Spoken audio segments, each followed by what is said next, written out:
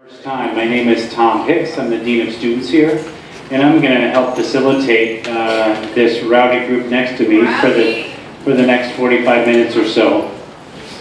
I'll reiterate, I want to welcome you here, and the fact that you're sitting in this room hopefully means that everything's going okay. Things got moved in, maybe they're not totally settled yet. You have another year or so to do that. Or four.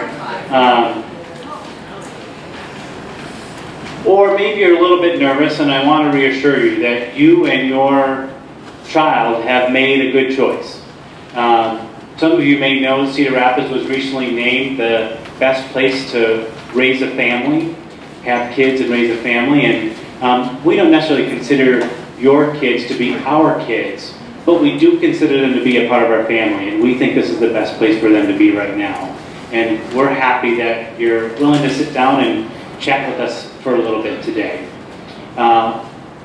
Before I let my colleagues introduce themselves, I just want to let you know, in the Dean of Students role, I work with a lot of things that happen outside of the classroom.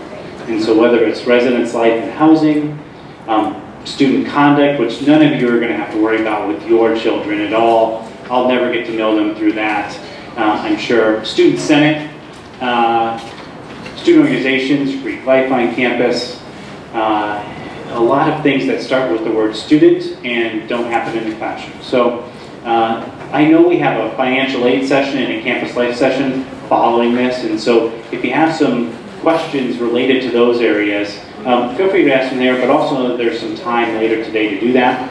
We often use this session just to allow parents to maybe share what they're feeling a little bit and get some reassurance.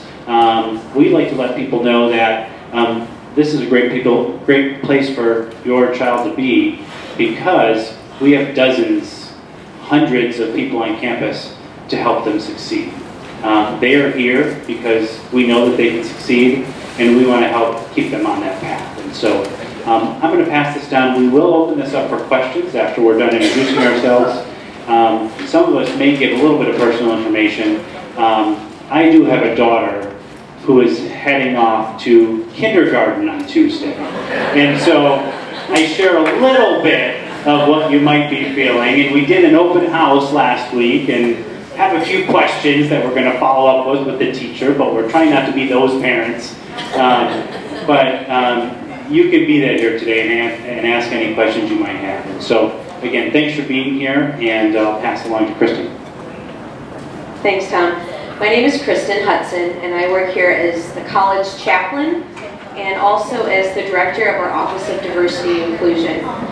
From a personal perspective, I sit here as the single parent of a 25-year-old son who's now in law school. Yay. And he just got an A in his summer school class. And Mira's over here telling me grades don't matter. They do in law school. But I share that with you because when I was in your seats, being the single parent of one son going off to college in Washington, D.C., had all sorts of feelings. I was excited, I was fearful, I was curious as to think of who he was going to become. I was worried. And all of those feelings are normal, and we're all having them today as we sit here, and we're all in different places. And someone told me after the last session, I said, "How are you doing?" And she said as she wiped her tears, "It comes in waves. I'm okay one minute, I'm not okay the next minute." So we're going to spend some time today talking about all the different ways that we all are experiencing this day. Whether it's how many of you have a first college student? This is your first drop off? Yeah, that's why you guys are here. How many of you is this your last? And I bet you some of the feelings are very different from those first and the last. One of the questions that we often get is the parents who are dropping off their last class or becoming empty nesters is, we don't know what to do with each other as married people. What do we do now? So we'll talk about some of that, and I'm just glad you're here, and welcome to Kohawk College. Thanks, Kristen. My name is Emily Barnard, and I'm the Director of Wellness and Counselor on campus, and so I get to work with all of your loved ones. I deal, much like Tom and Kristen, I work a lot with the students outside of the classroom. I just wanted to welcome you guys all to the Kohawk family. I know that Tom did that a little bit, and we are super excited. I have already met some fabulous students, and I want to thank you guys for letting them now be a part of our family and sharing them with us. You guys have already put in much of the hard work. That's not to say that the hard work's done yet.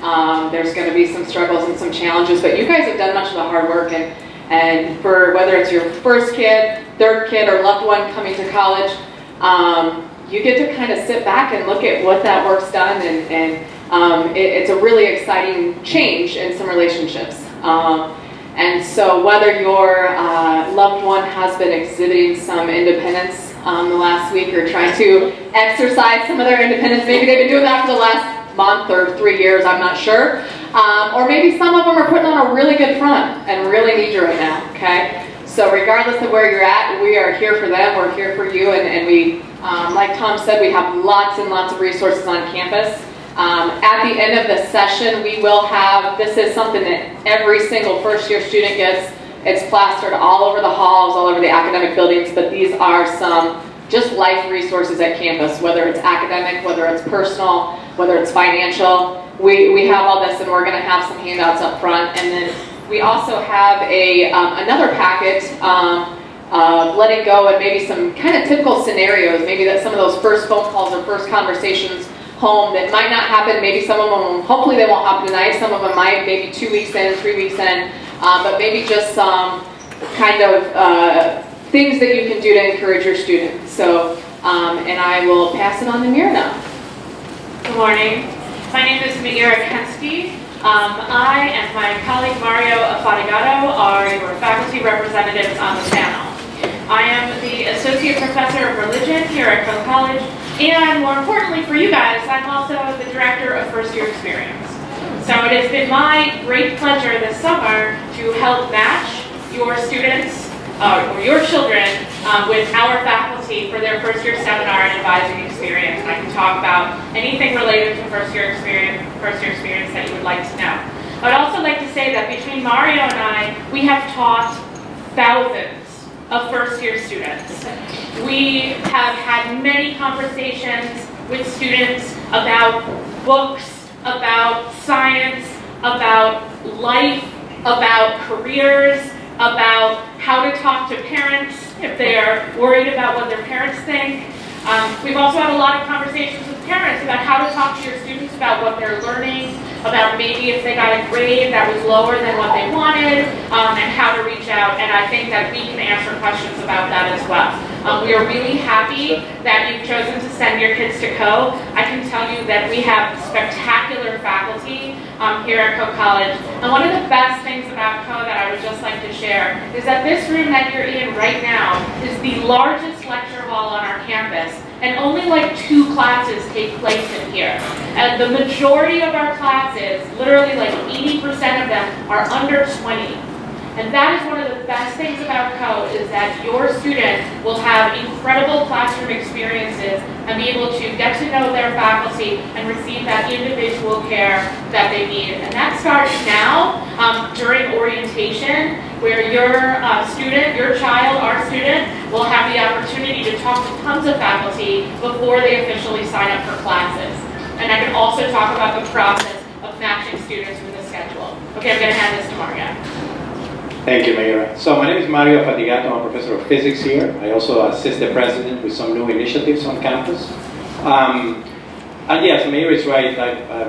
Don't let the youthful good looks fool you. I have been here a long time. I don't know about 1,000 though. That made it sound. I'm feeling really old suddenly. But okay, between. So I'm happy to answer any questions as it pertains to lots of things, classes or other things. I've been here 21 years. I think this is the start of year 21. I was a student at Co once upon a time, so I've actually gone to school here. I was an international student, so I arrived with 2 suitcases and no parents. That was good. No, I still remember there's some funny stories having to do with that, but still, I'm happy to answer any questions, and yes, I agree with Mayra that not only do you make the right choice, but we are going to take care of your kid. We're going to do a good job of that. And we're also here to answer any concerns you may have, any questions you may have, and obviously once you guys leave to take care of the student.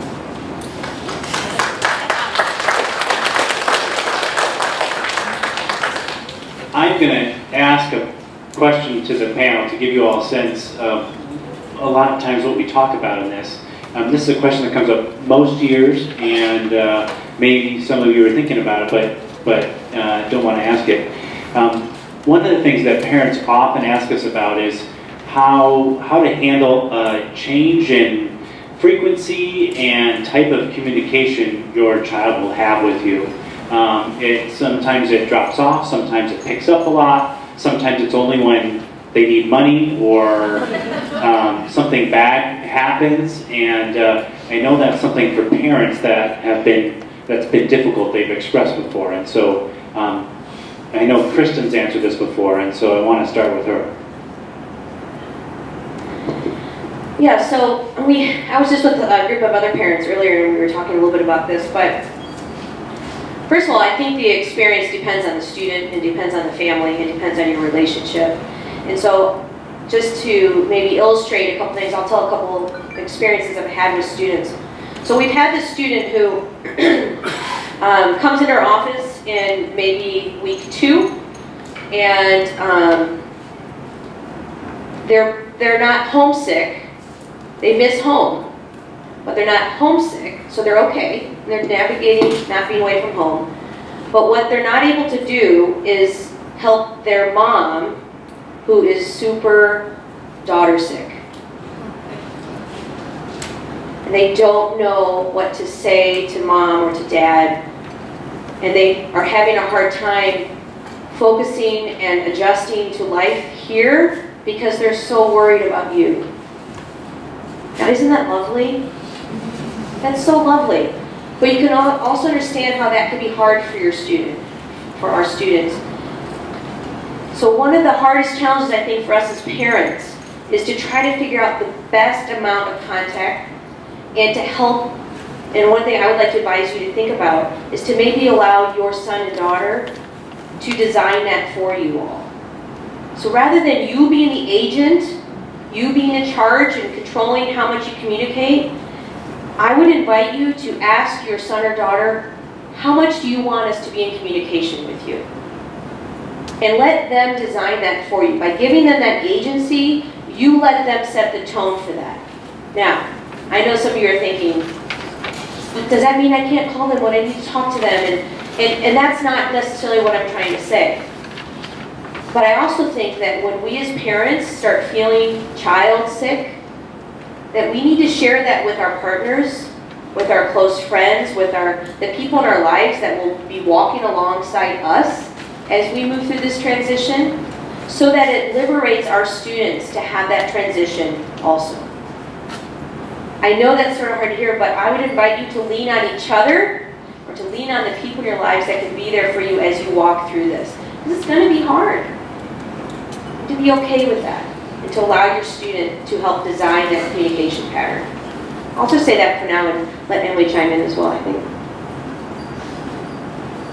Yeah, exactly. Following up with what Kristen said and re-emphasizing some of that, we meet with students often who are trying to navigate, caring for or being worried about loved ones from home, certainly depending on each family dynamics and relationships and maybe their siblings and things of that nature. So it can be really difficult for them to be here and no longer know what's going on at home, or knowing that maybe there's a special family get-together that happens a certain time every year, Labor Day weekend, and so they're feeling like they're missing out. And so that can be really hard for them to navigate. On the other side of that, you may be feeling like, why aren't they calling me? Why aren't they, I haven't heard from them. We're going to keep them pretty busy this week, okay? You may get that phone call crying home or that text saying, I don't like it here, and in a moment's notice, their CAP leader, their RA, somebody on campus is going to stop by and say, hey, do you want to go eat lunch? Sure, right? Tears are gone. But what you're left with is the text saying, I don't like it here, right? And so we try to encourage them to communicate with you, but please do know that we keep them pretty busy. And so it's all about that balance and keeping those communication lines open for both of you guys. One thing that I didn't mention is, so I work with the CAP leaders on campus. The CAPs are all, hopefully your loved one, student, son or daughter, all heard from their CAP through the summer. They are all fabulous, by the way. But we have a lot of great peer mentors on campus. But the CAPs started talking with your students through the summer, and some even before that when they were here for visits. And so they are literally going to walk them through the next week, literally walk them. They'll be inviting them to lunch, to dinner. They will be taking them to activities. They will be taking them to advising. They will be taking them to open houses so that they can get really acquainted with campus. And so we've got our CAP leaders watching out for students. We have our RAs, who are the resident assistants who are living on each of the floors, looking out for each student and there for availability. We have our cohort mentors. If some of your students went through the cohort mentor or the outreach cohort orientation, we've also got some outreach mentors. We've got peer ministers. That's about it. But we had training all week with our students, and we had about 200 students that we were training to kind of be the ears and the eyes on that front level and living in the residence halls and walking beside your students. So we've got a lot of people, a lot of eyes on them. I'll just very briefly add something about academic communication with your students. For a lot of your students, their workload is going to be kind of different than it was in high school. I saw a lot of hands for your first college student that you're sending off. There are different rhythms to the semester in college than there are to the semester in high school. So things for the first couple weeks, maybe it doesn't seem like there's that much homework. I don't like to use the term homework. It's just your work at this point. There's just reading, maybe there's a couple short writing assignments. But then all of a sudden, as time goes on, there's going to be a lot of work because it's cumulative and it's going to build. And so the levels of what your students are communicating with you or how much they want to talk about things are going to change over the course of the semester. When I teach first year seminar, one of the things that I ask the parents of the students in my class is to think about how they ask their students about how things are going academically. Because sometimes it's easy to ask things like, what did you get on your quiz? What did you get on your first writing assignment? And we all want to know these things because for us, as mentors, we think what grade was put on it equals success. But some of us on the faculty like to give a very honest assessment at the beginning. So to signal to the student the different kind of work and effort they're going to need to put in order to be achieving those grades that they really want to get by the end of the term. So I tend to not lowball grades, but give a really realistic grade the first time I give back a writing assignment, along with a page of comments, right? Literally a page. I've seen these. And that's a writing assignment that's not worth a grand total of more than 5% of the overall grade for the semester. But it's designed to show you, okay, this is what you're going to need to do now in order to really make that switch from being a great high school senior to a really successful scholar in college. So I would like you to think about phrasing your questions a little bit differently. Rather than how'd you do, what grade did you get, ask, what are you reading right now? What kind of writing assignments are you doing? Which is your favorite class? Right? What is something surprising that you've learned so far? And if you can actually open a line of communication that's about learning rather than outcome, grade, your student will feel an immense relief and the privilege to fail, not fail a class, but fail an assignment, and then get the support that they need to do better. I see a lot of advisees who are very worried that their parents won't understand that B+ they worked so hard for and represents such an improvement over the C that they were getting at the beginning of the term. I tell students, if you come into me and you're writing at a C level, by the end of the term, I'm going to get you to a B, or maybe a B-, and then the second class you take with me, it's going to go to A-, because these things happen over time. But instead, this is a great opportunity to say, if you're taking modern astronomy, what are some things that I should know, that I don't know, that you learned this week in astronomy class? Or, what book are you reading for your global literature course? Do you think I should get it out of the library? These are the kinds of questions that will make such a difference in your life and in the student's life, and in their ultimate success in college. No, I mean, I agree. Let me take a different tack to it though. So I can imagine if your student is taking physics that there will be a phone call in there which your son or daughter might express, oh, I don't know, slight concerns with how they're doing in the class. That will never happen when I'm teaching it, of course. But look, the idea is what happens when you do indeed get a phone call that says, you know, hey, things are going okay, I enjoy the class, but man, it's hard, and I don't know how to make it better.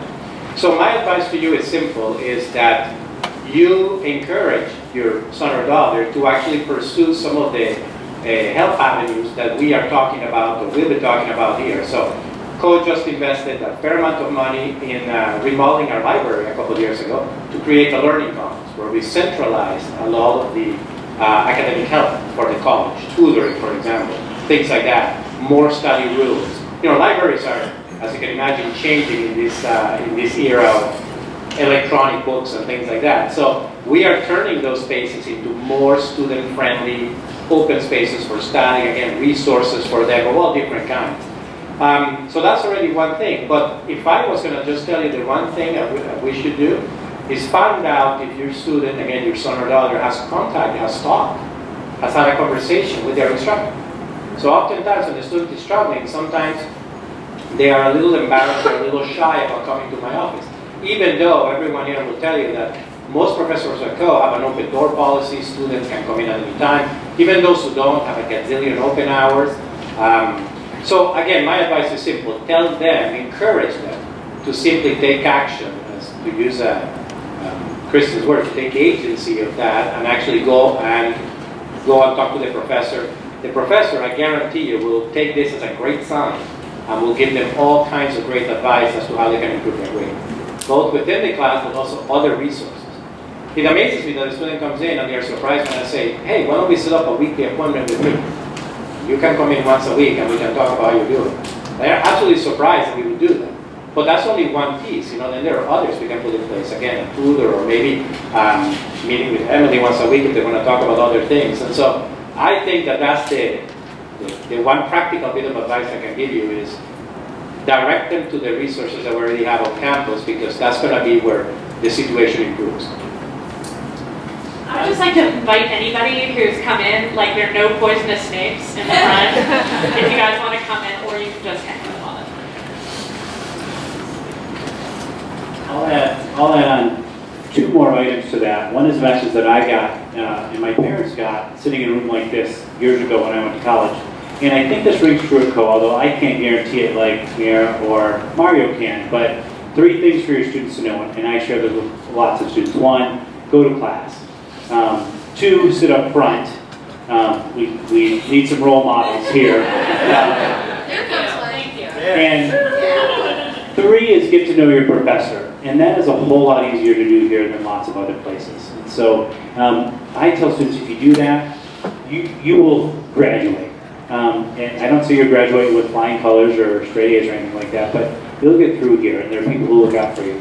The other thing I'll mention before we open up for questions is there's a lot of research out there that says the habits that students form in their first 6 weeks of college are the habits they will continue to have the rest of their time here. So we are very intentional about this first week and the first 3 weeks and the first 6 weeks of making sure all of the best things are available for them and are really easy to access. We can't make them, but we try to, as much as we can, get on one of those positive paths so they can continue to be successful here. And so that's a message that they'll hear a lot. Yeah, I'll add one more thing that Chris just mentioned. Being that our student population is about half from out of state and half from in Iowa, and we have this residency requirement where all of our students, regardless of where you live on campus, students stay on campus. Even we have Labor Day, a week and a half from now, campus will be full. Students don't go home that often here. And living in community, living together is something that students really enjoy and value.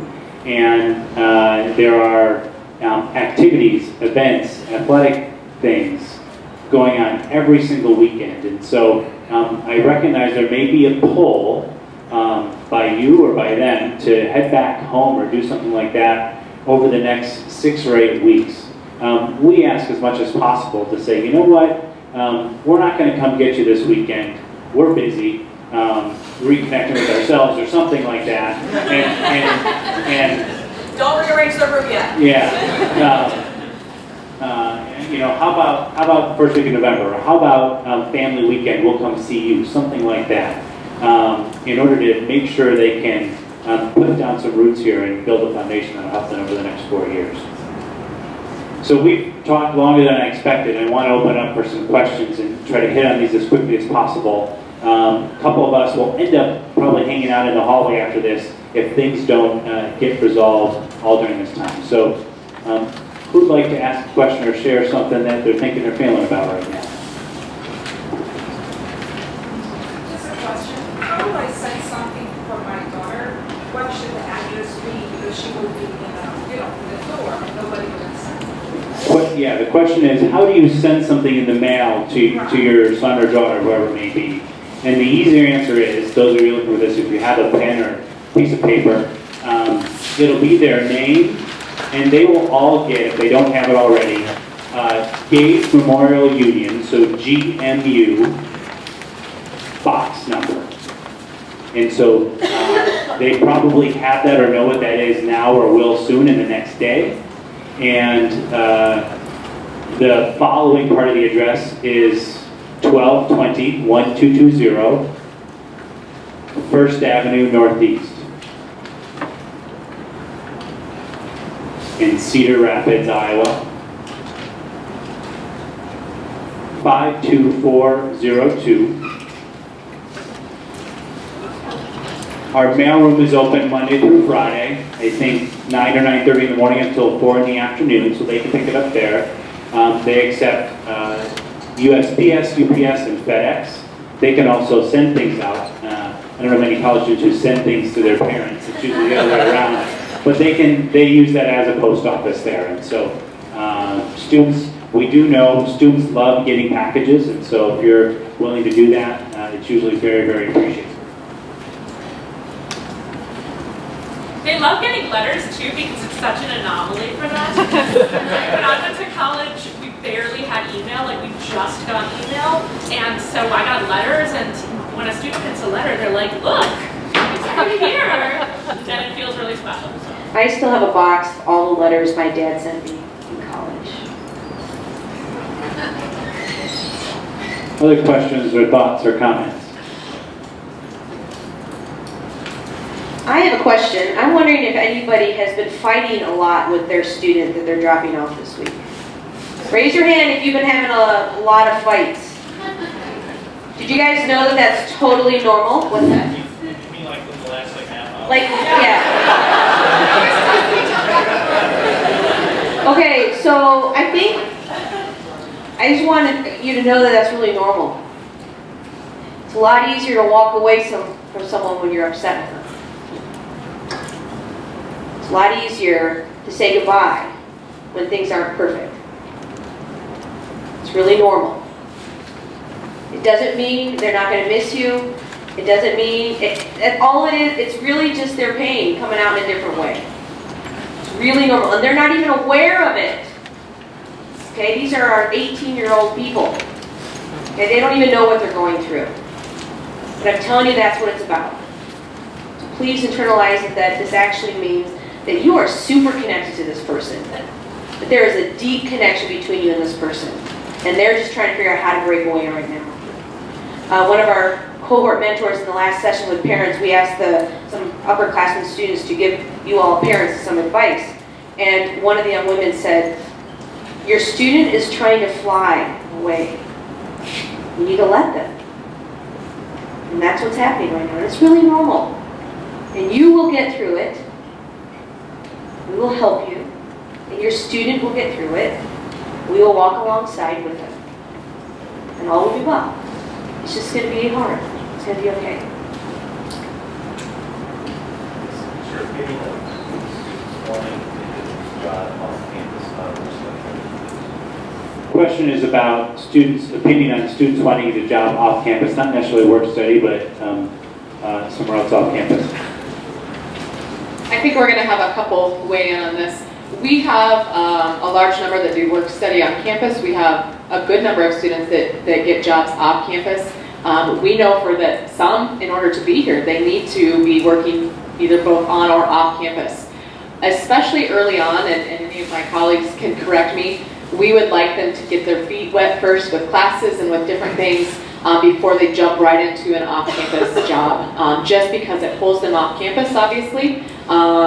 And you know what, while others are trying to figure out friendships and classes and studying and time management, we really want to hit that time management early on. If they can gauge that well, and again, like I said, we know that some of them need to work in order to be here and in order to afford books and things of that nature. But we really encourage them to get that time management down first before they venture off to off-campus.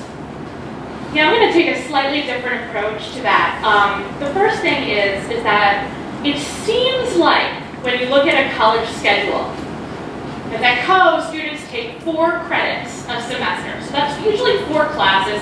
Sometimes if they're in music, it might be a bunch of little classes that add up to 4.5 credits or something like that. It looks like you have a lot of time, right? Like maybe I have class Monday, Wednesday, Friday at 10, and then at 1, and then on Tuesday, Thursday I have class at 9:30, and then I have class at 11, and then I'm done. And it looks, oh my God, that is so much more time than you had than in high school. But a credit hour represents, over the course of the semester, 150 hours of student work. And that includes time in the classroom and out of the classroom. And so I tell my students, for every hour you spend in the classroom, you need to budget at least 2 hours outside of the classroom for preparation. That includes studying for a test, reading that novel that you were assigned, doing lab, all of these things. So if you start adding all those things up, that is a full-time job, right? That's a full-time job. And the number 1 full-time job that your student needs to have this year and this semester is being a college student. That being said, it can be really good for students to get off campus, meet new people, have a mental break, and for any job, I would say try to keep the hours at a minimum. And then if you're finding after a semester that, okay, my schedule, I know how to balance this now, I know when I do work the best, then you can add more hours in the spring semester if your job allows it. But I do see too many students who think, oh, but I'm totally free after 1 o'clock, so I can work 1 to 7, 3 days a week. And then they're like, why don't I have time to do all these papers that I was assigned? So I would just like to hope that we could all get on board with understanding that students need to really devote a lot of time outside of class to class. So that would be what I have to say about that. So yeah, so let me answer your question directly. Yes, there is actually things at Co where we actually have something called Co Connections where they advertise jobs for off-campus, employers.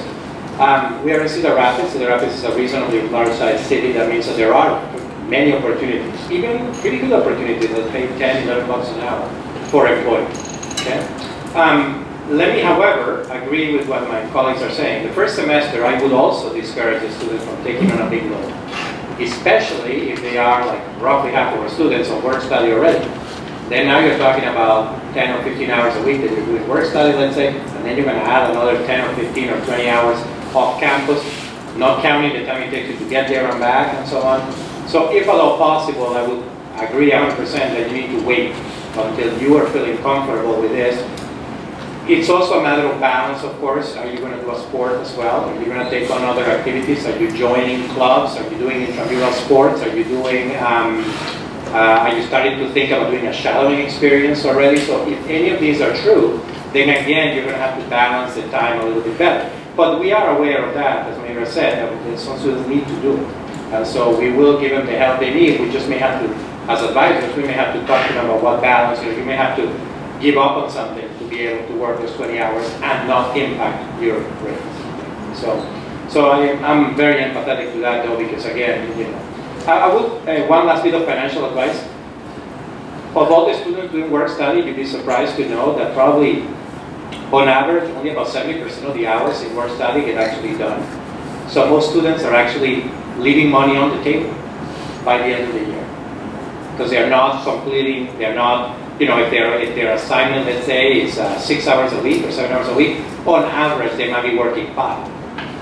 And so my advice is, if money is really a concern, I would encourage you to simply tell them to complete their work study assignments so that they get that money at the end. Otherwise, they easily could be leaving $300, $400, $500, $600 on the table just because they didn't really worry about completing those hours.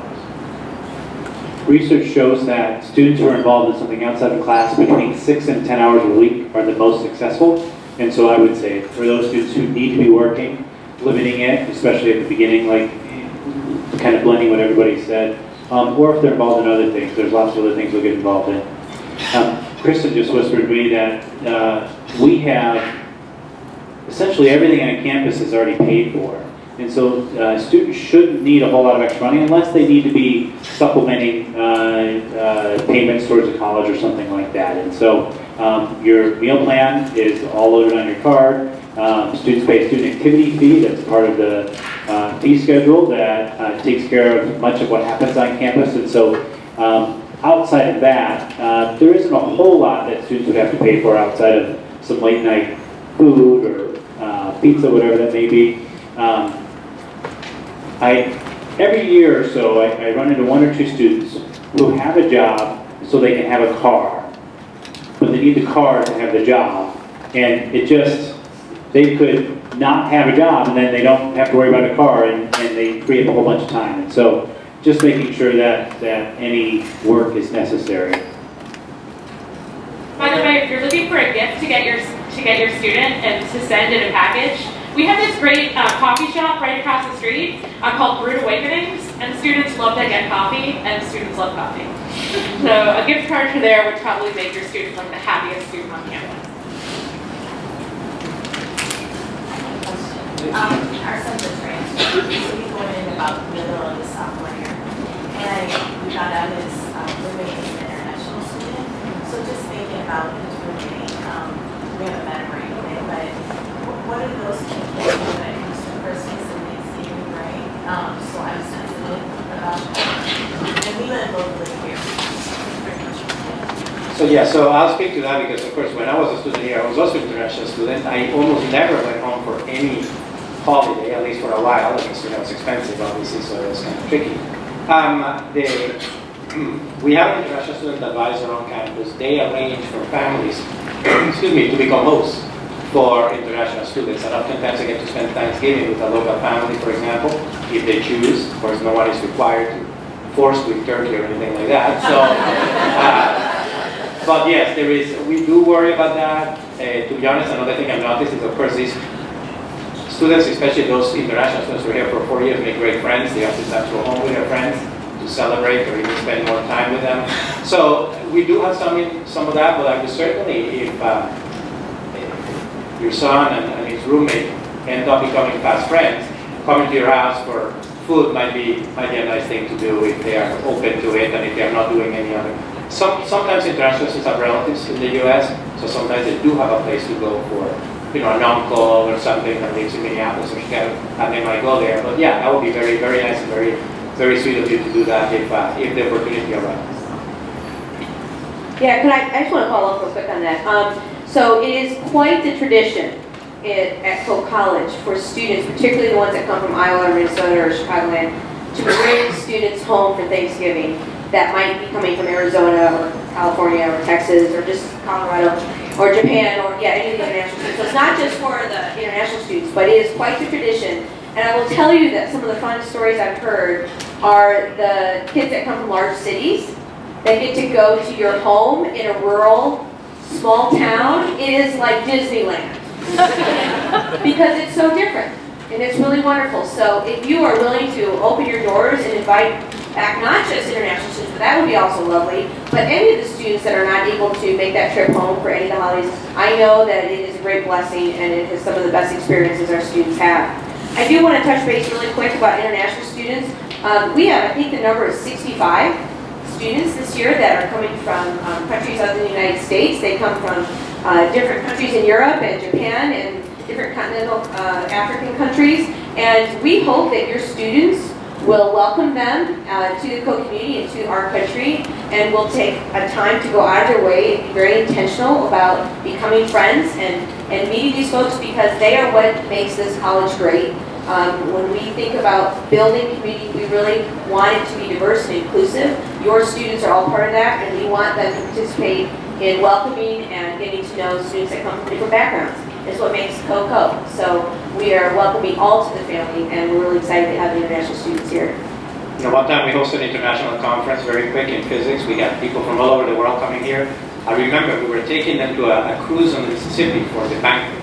So we were driving there. It was in July. We were in a tour bus, and they were filming the corn. They literally had, this was back in the days when you still had to have a camera, you couldn't use your phone. And they were literally sitting at the window filming the corn for miles and miles. I can only imagine when they went home, what would their neighbors and family think? It's like, you know, we already try to avoid people when they bring film footage from abroad and say, oh yeah, I really have to look at your house. But imagine sitting there for 20 minutes watching corn. Right, there was another question. We do have a lot of fun, and they were impressed. Can you just describe how the sign up for classes? Yeah, go ahead.